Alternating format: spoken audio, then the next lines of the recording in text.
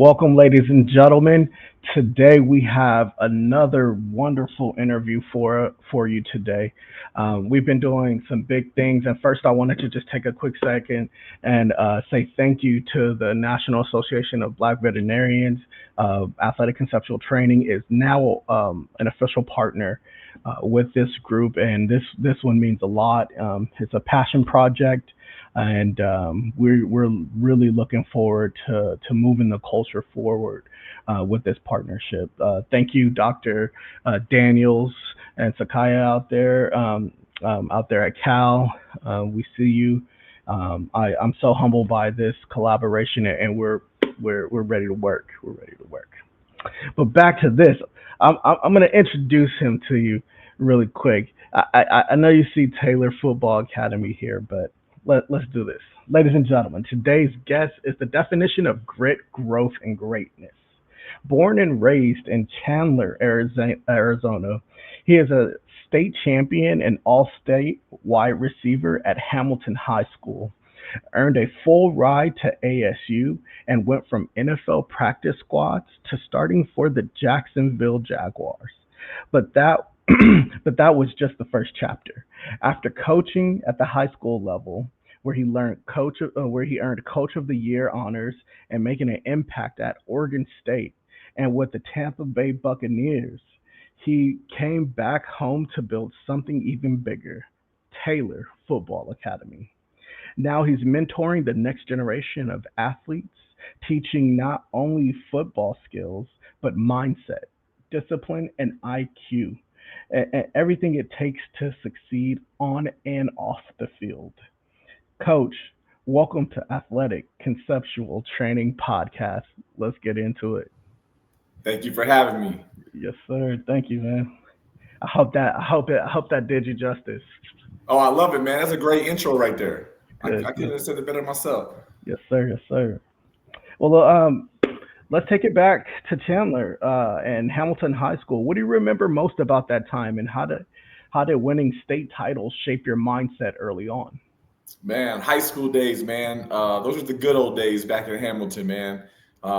Just being a young kid, coming up, just trying to play football. When I first got to Hamilton, there was no state championships yet. It was before that all started. So really just being able to be part of the tradition of what Hamilton was all about, kind of building that program with kids that were hungry, that, wanted to get after it, that loved the game of football.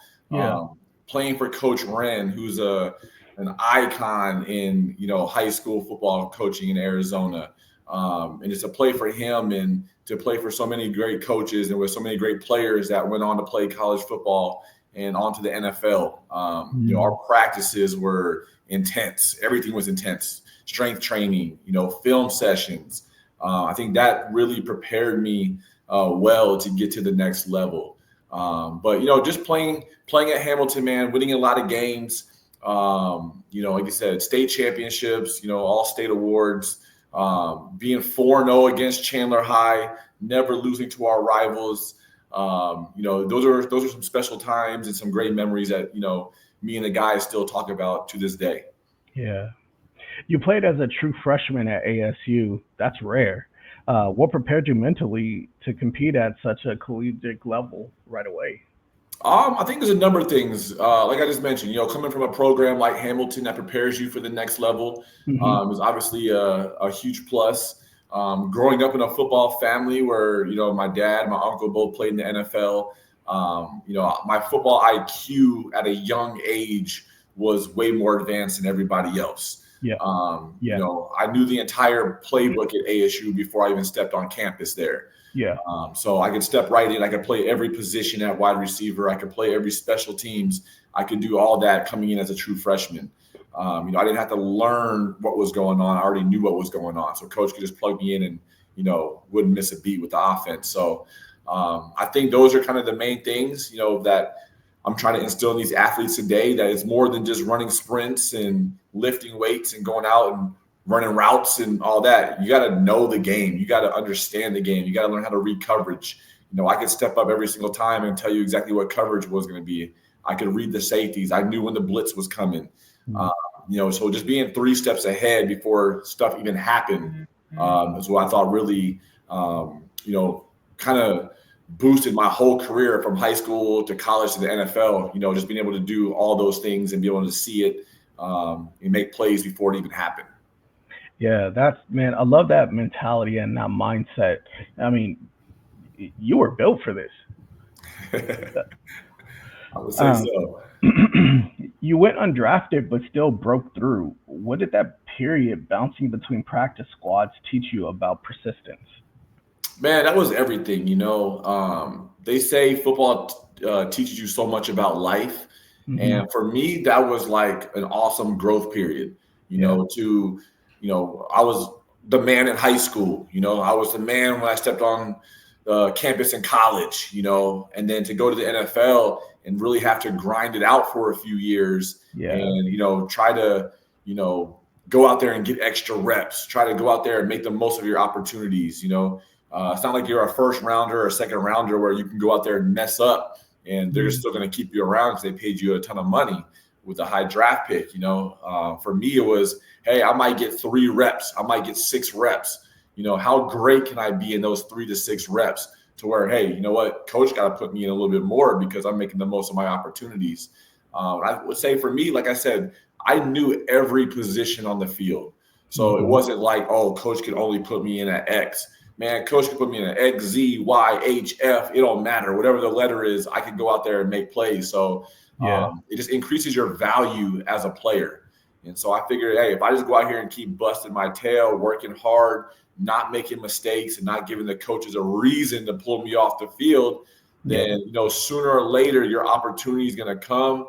You make the most of your opportunity. And for me, that came later down the road where I got my shot, made the most of it, and then the rest is history. What what kept your confidence high? Was it the knowledge of the game, or was it the physicality of it? Because I feel like sometimes and especially for athletes, when they step on the field, you know confident, for them to feel confident in their position, they either have to know it very well or can do it very well, and sometimes both, right? Like, so which one of those kept you like in your rise and an ascension? What what did you lean on? I mean, those are both great things right there. Hmm. I would say more so for me, it was just the ability to fight through adversity, not give up, and believe in myself. Okay. So I knew it was going to be a hard road. Nothing in Yeah. life is easy, especially when you get to that level. There's so much politics, and you see so many guys that were better than me that didn't get an opportunity, and Yeah. you see guys that aren't as good that get every opportunity. Yeah. And it's just about not losing focus and not losing joy of the game. To go Hmm. out there and you give it 100%. Like you said, it's a lot of it's physical, a lot of it's mental, and you can try to dominate those areas. And Yeah. even if you do, doesn't mean that you're going to get a fair shake. Yeah. But my mindset was just like, hey man, like this is what I want to do, and Yeah. every single day, as hard as it gets, I'm still here. Hmm. I'm still on the roster. I'm still getting reps. I'm still finding a way to keep it pushing and keep it moving forward. To where some guys didn't. Some guys, the second it got hard, they were done. They couldn't handle it mentally. They couldn't handle it physically. And, those guys, weed themselves out over time. And I figured, hey, the longer I just stick to it, hey, it might take me 1 year, it might take me 4 years, but if I'm still here, eventually I'm going to get there. And, that's what happened. Eventually becoming a starter with the Jags. What moment made you feel like I really made it? Man, I would say that there's 2 moments really. I would back it up a little bit before Jacksonville. Mm-hmm. I would say it came in 2013 with the Arizona Cardinals, Mm-hmm. where I've been battling for a roster spot. Larry Fitzgerald happened to pull his hamstring in practice on a Wednesday, and they say, "Hey, Kerry, be ready. You might be up this week." I think it was Saturday. Saturday practice is when they were like, "Hey, we're bringing you up to the active roster." Wow. So the whole week in practice, Larry was out. I got all Larry's reps. made the most of it. And it happened to be a home game here with the Arizona Cardinals in front of my hometown, in front of my family, in front of my friends. And, that was kind of like a full circle moment where it was like, hey, every rep I've taken since high school, since Pop Warner football, like all comes down to this one moment Yep. in front of the world, Yes, sir. this one moment, like I'm either going to go out there and do great or I'm not. Yeah. And for me, it was like, hey, this is time. Like, this is what you Right. train for. All them reps when people weren't looking, when nobody was in the stands, when you out there in 110-degree weather, Man. waiting for that opportunity. That opportunity came in the game. I think it was like late first quarter. Larry ran a route in the game. He's like, can't go. Yeah. They put me in the game. Bruce Arians called my number multiple times, came up with big catches every single time, man. And that was Bruce Arians' first win as the Arizona Cardinals head coach. And my first live action, receiving the game ball after that game. That was kind of the first moment that was like, wow, like I made it. Like, Yeah. I wish I could get the clips because I remember that game. yes. Yep. Yeah. I got a few of them. I'll send them over to you. Okay. Yeah. Yeah. We got to get those out there, man. I can see it. I remember watching you. Yeah. But it was cool because to have you step up in that moment where the biggest receiver went down, and then for you to just be consistent. Just, I mean, you were just consistent, That's you it. know, That's it, and man. it just that's what they needed. That's it. That's why I tell these kids, man, like just be consistent with what you do. Always be ready. Yeah, You might get one opportunity, you might get five. yeah, If I would have went out there and dropped that first ball they thrown to me, who knows if I would have got another opportunity. That might have been it. right. But hey, whatever it is, make that catch, make that play, make that tackle, whatever it is, make that play, Yeah, just make sure you're prepared for your moment. man, amazing, man. Um, Now that you've experienced all levels of high school, college, NFL, what's something people misunderstand about what it actually takes to play at each level? Man, that's a great question. That is a great question, and that's a big reason why I opened Taylor Football Academy was to not only educate the athletes but also educate the parents of what it takes to get to those levels. Because every level is hard to get to, and the more you work your way up, the harder it gets. Yeah. And I would say it starts with sacrifice. What are you Mm, willing to sacrifice to get to that next level? And that was something that was instilled in me at a young age, which, when you're younger, you don't always understand. You don't always, get why will my parents not let me go to that one birthday party? mm-hmm. Or, I got practice the same time all the other kids are going to Sunsplash. Like, all those moments where, just growing up in my household, it was like, hey, if you got practice, you're going to practice. Like Yep. you will not miss practice for grandma's birthday. You Yep. will not miss practice because your boys are going to go do this. You're going to do practice, get it done right, and if there's time after practice to where you can make the last 15 minutes of something, then you can go do that. But Mm-hmm. just having that instilled in me at a young age is just what are you willing to sacrifice that other people aren't? Yeah. Are you willing to wake up at 4 a.m., 5 a.m. to go out and get a 2 or 3 a day in? Yeah. And so I would say, like, for these parents, like, I'm dealing with some of it now where, just parents want to go on, 3, 4, 5 vacations over the summer. And for me, like, I never tell a parent what to do or, how to raise their kids. I just give them the roadmap of, hey, this is how I did it. This is what, got me to where I got to. This is how I seen other people that I played with in the NFL do it and how they got to where they got to. Mm-hmm. And so you just kind of see it, man. Like it's the level of importance is different for everybody, Right. where, hey, you might want to go on that extra vacation and that's fine, but don't be upset when your reps come season time and you're not ready. Yeah. So that's just kind of what I try to instill in these parents is like, we don't miss, You don't miss. You show up, you do it, you go hard, you don't complain. That's a big thing in my academy is the kids don't complain. Whether we're outside practicing 110-degree weather or we're doing 50 reps of strength training indoors, like it doesn't matter. Whatever we're doing, I don't want to hear no complaints about it. Because if you're not willing to do it, I can go find somebody else that is willing to do it. Yeah. And they're going to take advantage of the opportunity that you could have had. Right. So that's kind of just, what was instilled in me and what I'm trying to instill in these players of how to get to each level. Right. And each level, like I said, when you crank up to the next one, it takes more and more sacrifice than it did at the previous level. Yeah. Yeah. After your NFL career, what pulled you into coaching and why did you start at the high school level? Man, Bruce Arians. Bruce Arians changed my whole life of wanting to be a player and wanting to be a coach.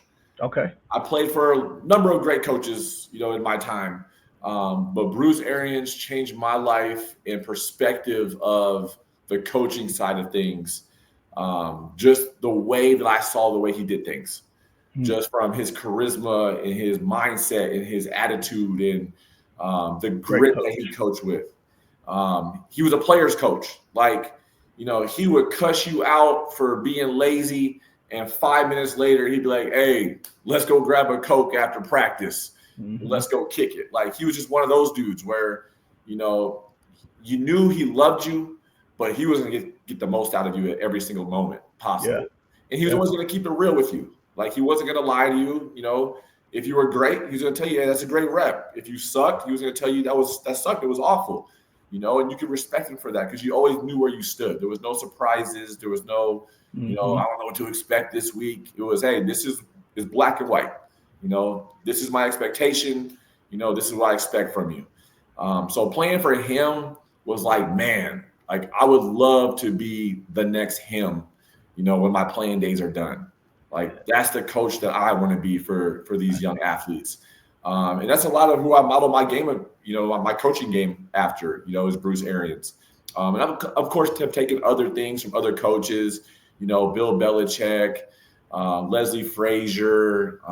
There's a number of guys that, have instilled, great things in me and, the values that I've learned from being in these NFL meeting rooms and locker rooms and, even in my time in Tampa Bay on the coaching side, just learning the player personnel and, the salary cap and, just how all that kind of stuff works.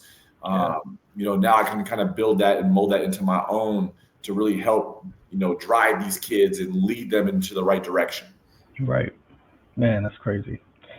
It's, as a coach, you never really know the impact that you make by being you. Yes, sir. Yes, sir. That's it. You've coached at every level, including the NFL. How did that perspective influence how you built Taylor Football Academy? It was everything, man. It was everything. I've learned so much from each level. It's not like, oh, I learned the most in the NFL because that's the highest level of football. I can say I learned as much being a high school coach as I did as an NFL coach. You just learn how to deal with people differently. Football is going to be football at the end of the day. Nothing changes. The talent level might change. The amount of information in a playbook and schemes might change. But toughness is always going to be toughness. Hard work is always going to be hard work. And I just saw, especially from a younger age of coaching younger athletes, especially at the high school level, how much these kids did not know and how much they weren't taught the game of football. Like when you show up to high school and you say, hey, give me a bang 8 posts, I expect receivers to know what a bang 8 post is. I expect them to know what the difference between cover 2 and Tampa cover 2 is. Hey, we got to know these things. If you show up to high school and you're just trying to learn it for the first time, you're so far behind the 8 ball. It's not even funny. And a lot of parents don't realize that. If they go, my kid can start tackle in 7th, 8th grade and, then by high school he'll be ready. And it's like, nah, it don't work like that no more. No. These days where competition's getting tougher and tougher. And younger and younger. And younger, exactly. So that's what I really wanted to mold into Taylor Football Academy was I knew I can coach this game better from a football IQ standpoint than anybody else. Yeah. That was my game all the way through my entire career. So if I can use the knowledge that I've learned and the things that have helped me to teach these kids that, might not be the best athlete. You might be the third or fourth best athlete on your team, but you could be the smartest athlete on the team, right? Mm-hmm. You can see those plays before someone that's faster than you can possibly see them.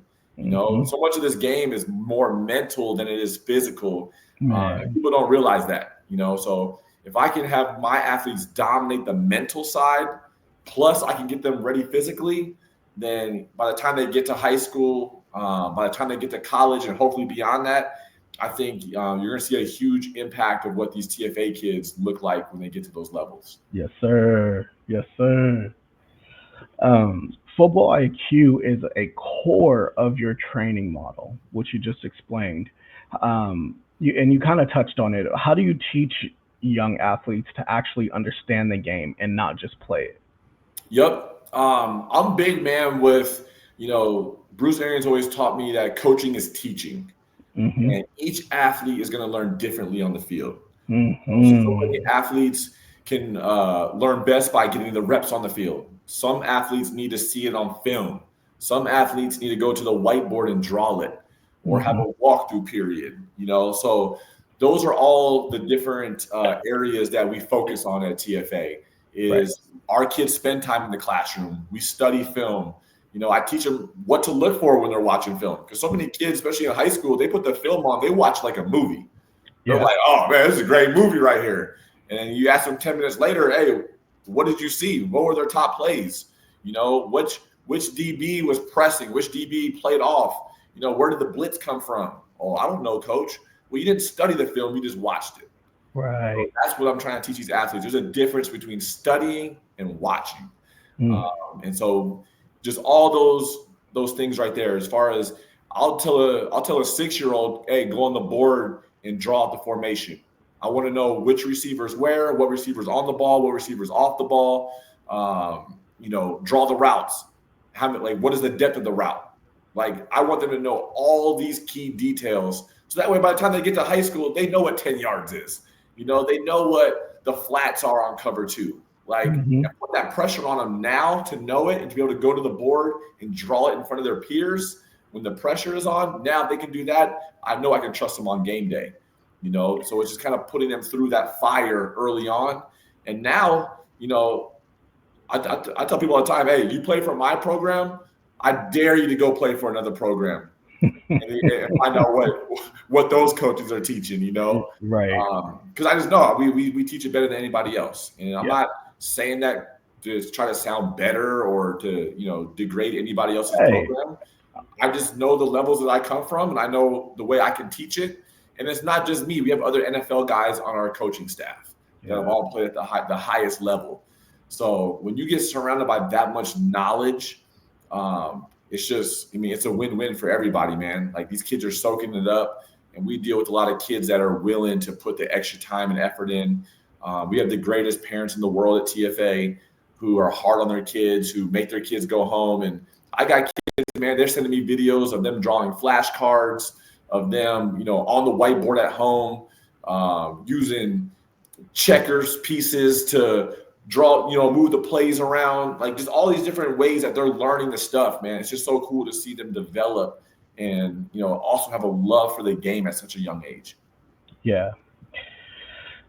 I mean, so you mean to tell me right now you have 8-year-old that can go to the board and draw and break down a play? I not only have 8-year-olds, I got 5-year-olds that could do it. It's a different level. Taylor Football Academy, ladies and gentlemen. Opening your own football academy is a bold move. What was a turning point that made you say, I need to do this on my own terms? Yeah, I think it started with just coaching high school ball Mm. here in Arizona, man. I got tired of administrators, principals. Like, I spent time at Santan Charter where the owner of the school was like, Coach, you can't ask these kids to lift weights in the off season. And, you know, there's people that never played a lick of football in their life trying to tell me what it takes and how to build a championship team. And it's like, I just got tired of dealing with people like that, man, to where it was like, you know, the only way for me to be able to do it right had to be under my own name, under my own business, under, you know, a place where I didn't have to worry about, you know, little Johnny's mom sending an email to the athletic director because he didn't get enough playing time. Right. You know, academies all built on, hey, man, if you really built the grind, show up and let's see it. Exactly. You know? And I didn't build it for everybody. You know, that's what a lot of people don't understand is like, oh, like, you know, you might lose kids, you know, that's okay. Like, I want to lose those kids that aren't willing to put the time in. Or the effort in, you know, and I want to build a team with the kids that are willing, because now those kids are all going to make each other better. At the end of the day, when it's all said and done, those kids are going to get the most opportunities when it's time to, you know, them to get to high school and college scholarships and so on and so forth. Yeah.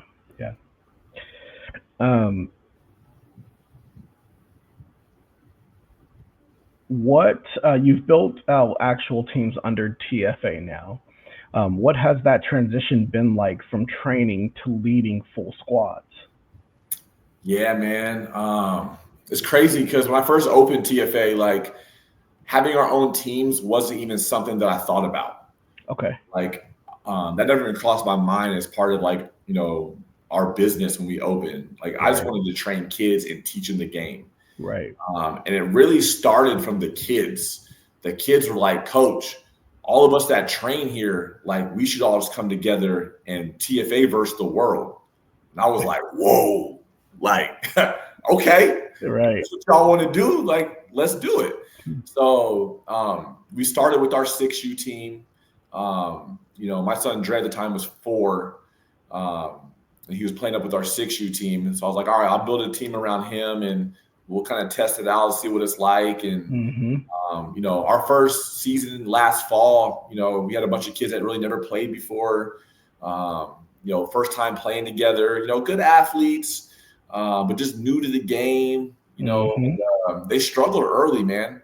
Like, I remember our first tournament, like we thought we were going to go in there and make some noise, and like we got waxed.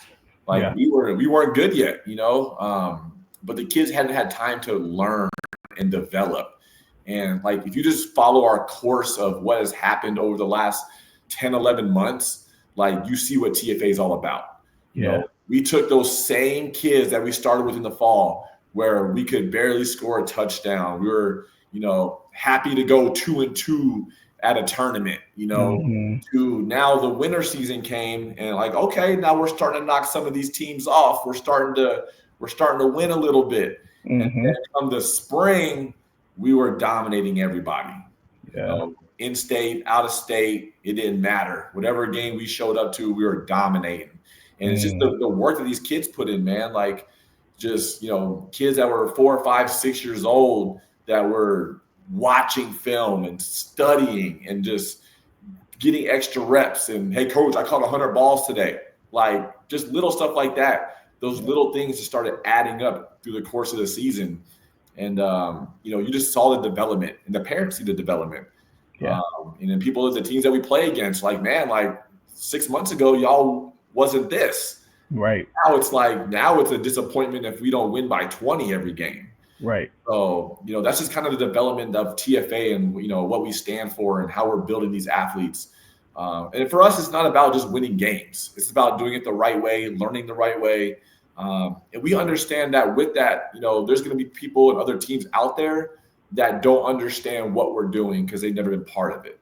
A lot of people that want to talk about, oh, well, TFA does it this way, and, you know, it's not good for other people. It's not good for, you know, such and so forth. You know, there's always going to be the haters out there that want to be upset that they're not part of something great. You know, that now what we're doing is showcasing what their kids are not doing. And I think that's the biggest thing is now we're making everyone else have to work a little bit harder because TFA studies film. TFA does this. They can't get by with just, hey, let's just try to grab all the best talent now and go play. You know, we raise the bar. We change the game of youth football. People get a little squirmy when you apply a little pressure. Yes, sir. Um, what are some key principles you instill in every athlete who walks through your doors? Man, it starts with just being the best that you can be. Okay. Like, I don't compare none of my athletes to anyone else in my program Hmm. because everyone's different. Everyone, especially the kids on my teams, everyone has, their role of what they're good at. Yeah. And, I would say our biggest thing is we're going to be tough and we're going to be smart. Hmm. Those are two of the things that everybody can control. We can't always control how fast we are, how big we are, but if you're tough and you're smart, like that's our baseline right there. Yeah. I need you to be those things. Hmm. Then after that, then like we've been talking about, hey, we're gonna study this amount of time. We're Yeah. gonna put this much effort into practice. Hmm. These are the days that we're going to do it, and if it's too much for you, that's okay. It's not for everybody, and it wasn't meant to be. And we've Right. lost kids along the way. There's kids that come in, I'm like, oh man, this kid's going to last 2 weeks. He's going to last one season, then he's going to go train with that other trainer down the street that's a little bit easier, where that Yeah. trainer don't hurt his feelings, that trainer doesn't hold him accountable. And that's okay. Some kids just want that. Hmm. That's what I teach our parents. I teach them, like, a lot of these kids, when eighth grade is over and they have to step on the high school field for the first time, and mommy and daddy can't save you no more, and you can't switch teams every 2 weeks because you're not getting the playing time that you want. It's a whole different world. Yeah. And our kids are so mentally tough that, it don't matter if we're down 20, up 20, they're playing hard, they're focused the whole time. Yeah. If we're winning, we're losing, they're going to have that same focus and mentality every week to put the work in. So that's kind of our baseline and our background of what we teach at TFA. What's your bigger vision for TFA in the next 5 years? Could we see a national expansion, 7-on-7 circuits, more media? I think, man, I think anything is possible. I think Okay. anything is possible. I think, like I said, a year ago, I wasn't even thinking about teams. Hmm. And that turned into 6U, which turned into 7U, 8U, 9U. Now we're getting ready for our first season of tackle football. We're already talking about out-of-state games. We're talking about national tournaments. I think the sky's the limit. I think, 7-on-7 is something that we're going to get to next. Okay. I'm a guy that, I don't really get real big on flag football and 7-on-7s. I Okay. think they're great tools to have. I think they're Hmm. great, things that you can learn from if done the right way. Hmm. And I think that's the biggest misconception I see in today's world is I see so many kids like, oh, I'm jumping on this team and that team, and I got 62 rings, coach, from all the flag tournaments that I played in. And I said, okay, all right, well, that's Hmm. great. How many do you have in tackle? Right. What are your stats like in tackle football? Because your goal now is to be a Division I football player. Right. You can't get there through flag. You can't Hmm. get there through 7-on-7s. And a lot of kids are real brave going across that middle in 7-on-7 and flag Woo! football. But the second those pads get put on, hey, what happened to oh boy, and so, a lot of that I tell these parents too, like, don't get so caught up in the flag and the 7-on-7s. Yeah. If that's your goal, and you just want to play through eighth grade and that's it, cool. Like, roll with that. There's no problem with that. Hmm. But remember what your goal is. If you said, hey, my goal is to play in high school, I want to get a college scholarship and go to college for free. Last Yep. time I checked, they don't give out scholarship to boys flag football players in college. Right. So, I'm trying to get these kids on the right track mentally to where, hey, we'll do flag, we'll do 7-on-7s, but everything that we do is going to prepare us for tackle football. So that way, Hmm. if you want to get to that next level, you've had the tools and you've understood why we did flag, why we did 7-on-7, and why we're going to coach it the way that we're going to coach it. I coach flag football just like it's tackle. Yeah. People get upset. Oh, they're too rough. Oh, they're too this. There's one way to coach football, whether it's flag, 7-on-7s, or tackle. Right. Football is going to be football. If I teach a kid to be soft in flag, he's going to be soft in tackle.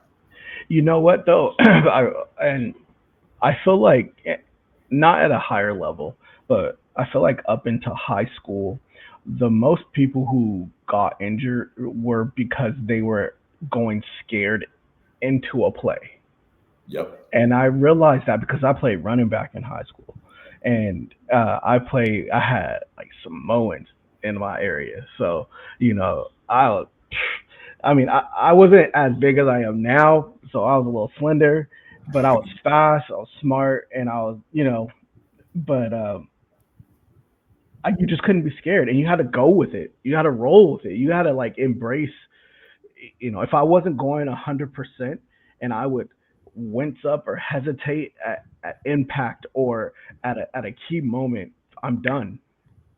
That's it. And that's one thing that I really say to people who talk about football and who talk about their kids playing football. Like, listen, you got to commit. You got to. There's no halfway. You're There's gonna no get, halfway. Halfway and get you killed.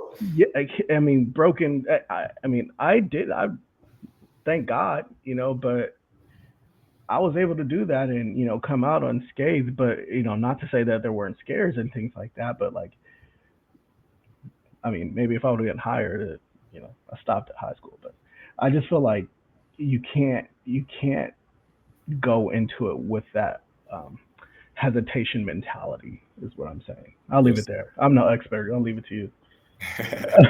Good points, though. Those are all great points. If you could talk to a 14-year-old kid, talented but distracted, what's the one message you'd want to land in his heart? I would say, man, you only get so many opportunities. You only get so many chances. If you're distracted now, how many more other guys out there that have your talent and your ability that aren't distracted? And letting them know, like, you do the math. If you know you're distracted and you know there's 100 other kids out there with the same ability or more that aren't distracted, what are your chances of making it? And I tell them, don't sacrifice what you want most for what you want right now, is what I tell all the kids. If your goal is to be D1, if your goal is to go to the NFL, then don't sacrifice missing practice right now to go to that party or to go hang out with your boys or whatever. The main thing has got to stay the main thing. And it all comes Hmm. down to how much you want it. So many kids are going to cross themselves off the list the older that they get. Yeah. Some kids aren't going to be willing to miss summer. Right. You know, they're going to miss summer workouts. Some kids aren't going to want to study film. Some kids aren't going to want to go in the weight room. And as you get older, boom, knock him off. Boom, knock him off. And next thing you know, it's you and a handful of other guys all competing for one spot. Right. Now it comes down to, all right, now who's the best player? But let everybody else cross themselves off the list. Don't eliminate yourself, right? Yeah. Never eliminate yourself. Give yourself every opportunity to be one of those last men standing when the time comes. And we're going to leave it at that. Yes, sir. Coach, your story is a masterclass in ownership, discipline, and faith in your own process. From undrafted to NFL starter, from coach of the year to building your own academy. And now you're changing lives daily. To any younger athlete or parent listening, Taylor Football Academy isn't just teaching football, it's building futures. Coach, we appreciate you. Let's keep pushing this culture forward. Yes, sir. I Yes, sir. appreciate your time, Ryan. Thanks for Yes, having me. sir. Thank you. Hang tight while we do this outro. Ladies and gentlemen, thank you for joining. A lot of nuggets, a lot of nuggets. We're gonna be clipping this up, dropping it on all the socials, LinkedIn, TikTok, Instagram, Facebook, and don't forget, Athletic Conceptual Training is also on Spotify. You can hear all of our interviews there. Kerry, man, it's been an honor. It's been a privilege. I need to come watch your team. I mean, I got to look for an invite now, huh? Yes, sir. Yeah, Hey, yeah. we'll keep you posted on that schedule. First game will be September 6th Okay, for tackle. So perfect. we're working our butts off right now to make it happen. So Yes, hopefully we give you sir. something to be proud about. Oh, last question. Last question. Sorry, guys. Hold on. Last question. What's your team now? Well, I mean, what's the league? What were we doing? Who are you going with? Man, everyone always asks that question, like, who do you root for now? I told them when I was playing, my team was whoever was paying me at the time. Yeah, I mean, yes, And sir. then when they ask me who my team is now, I tell them TFA. You know, Okay, okay, I'm okay. a fan. I'm a fan of NFL, man. I'm at the age now where pretty much all the guys I played with are done. Yeah, A lot of the coaches that I was involved with are done with football. So I mean, there's a few that are still out there, but you know, now I'm just a fan. I just love good football. yep, I cheer for the underdog. I cheer for the guys like me that fought for an opportunity and came out on top and made it. yes, sir. But now, hey, I'm focused on TFA and getting my young boys to the league. So now once one of my kids gets drafted, that'll be my team now that I'm rooting for. Yes, sir, Coach. Well, thank you for your time. Hey, go TFA. Hey, I got to get a shirt too. We gonna Hey, I rep got that. you. Yes, Send sir. me, send me what sizes you need. I'm gonna hook you up. Yes, sir. I'll definitely rep a couple of them on the podcast too. Yes, sir. All right. Bet. Thank you for joining, and you have a good day. Hang tight, real quick.